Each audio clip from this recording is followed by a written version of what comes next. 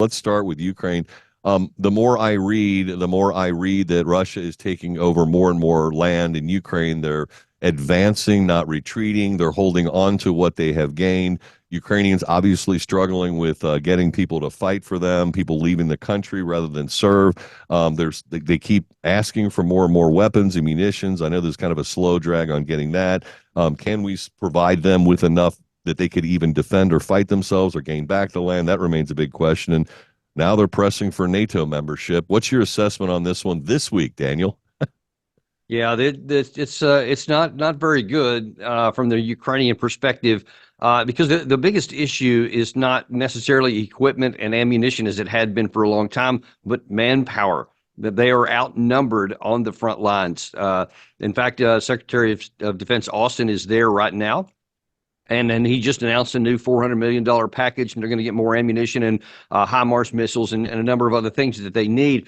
But there's a second unexpected problem for some, in that it's not just the number of artillery shells, but the number of artillery tubes. The actual cannons are starting to wear out. They're being, of course, destroyed in battle. And they have a hard time getting enough because the West doesn't have enough to give them in the large numbers that they're needing. So the rate of fire continues to go down. But the biggest issue is the manpower issue. And that's why all along, especially the southern half of the Eastern Front, is showing bigger and bigger and just sustained advances by the Russian side.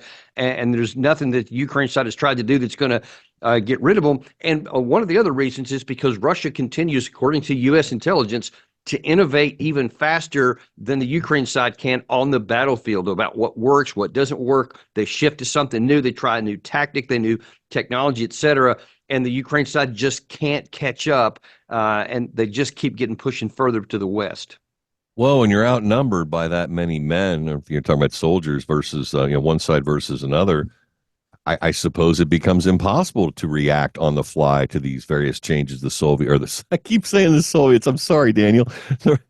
I'm of that mindset. I'm 59 years old. I lived my whole life fighting the Soviet Union and anyway.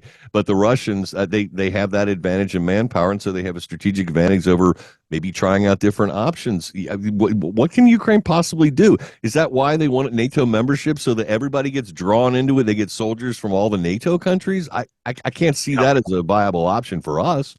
It's not for us, but that is 100% what Zelensky wanted, which is why his victory plan that he announced last week centered on first, get me into NATO right now, then give me all your weapons and everything else so we can shoot longer range, etc. But look, I think we've talked before, long range weapons are not going to change the course of a war. It's going to be just another piece added into it.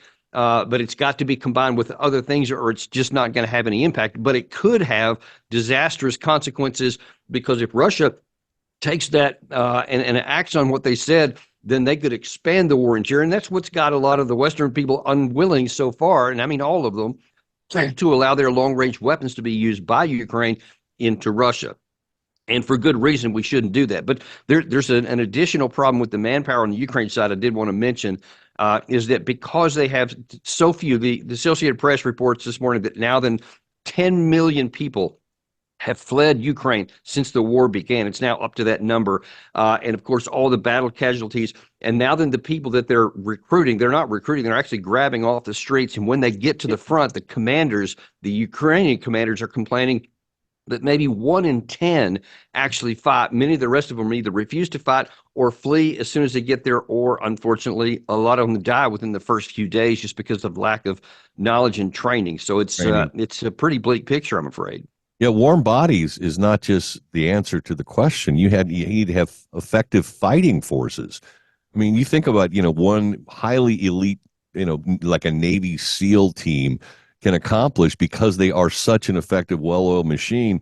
Those exactly are right. highest trained fighters, but grabbing some 18-year-old kid out of a bar and he doesn't want to even go fight, not only are you facing the challenge of trying to get them motivated to do it, protect your own country, damn it, but learning how to effectively operate even as something as simple as an AK or an M16 that requires training. You can't just grab one and start shooting accurately at 400, 500 yards.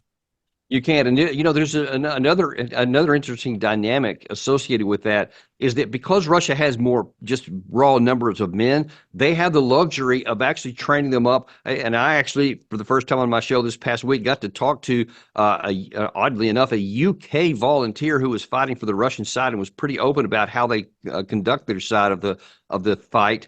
And he said that he spent about 4 months of different kinds of training at different locations before he even got into combat the first time. And the most common comment from the Ukraine side is they get there in a number of days in some cases.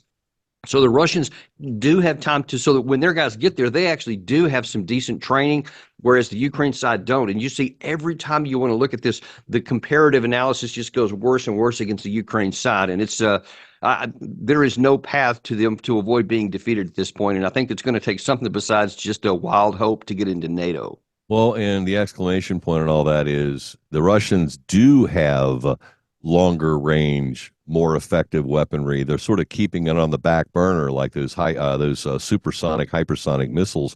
Russia has those at their disposal. I don't know if they've necessarily used them yet, but it seems like they're keeping their powder dry to some extent. Well, they have periodically, because they've been striking, especially deep within Ukraine, on the energy systems to keep them knocked down. But what's not been reported very much is that there's between 40 and 60 long-range drones per day that are being fired throughout the Ukraine, and their air defenses are almost incapable now. So most of those are getting through. It just doesn't make much news, but it continues to just degrade the ability to even fight at the front on top of the manpower issue.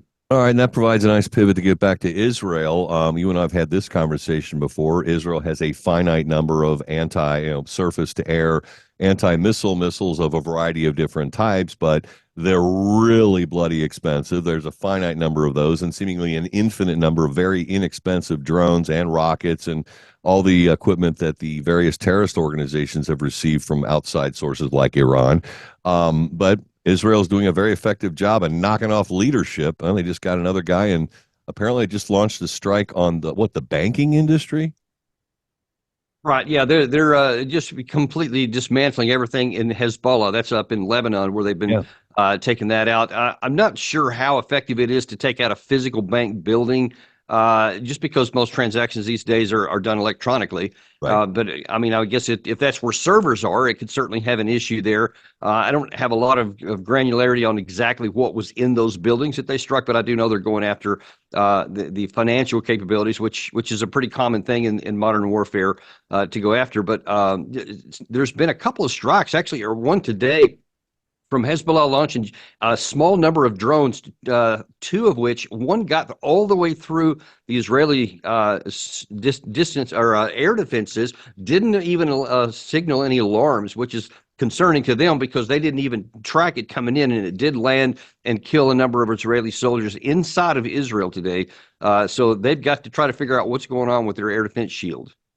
Well, it seems to me that flying low and quote unquote under the radar, is that still a viable option these days? Apparently it is, because whether it's an electronic issue or they physically got under the radar is unknown, but that certainly did get through. So next phase for Israel, do you think they're still going to plan to launch some sort of strike on the Iranians, or where are we? Based on that leaked intelligence that came out of the U.S., a top secret document was released. But then, even without that, you had President Biden last Friday was pointedly asked on the tarmac, I think in Germany, if he knew what Israel was going to do and when they were going to do it. He said yes and yes.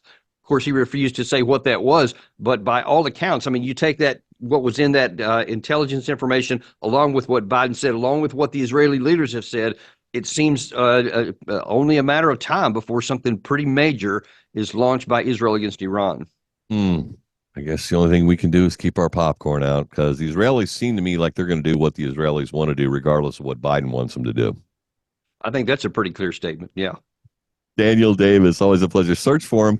You'll find Daniel Davis podcast. Just search Daniel Davis Deep Dive. Always enjoy our conversations.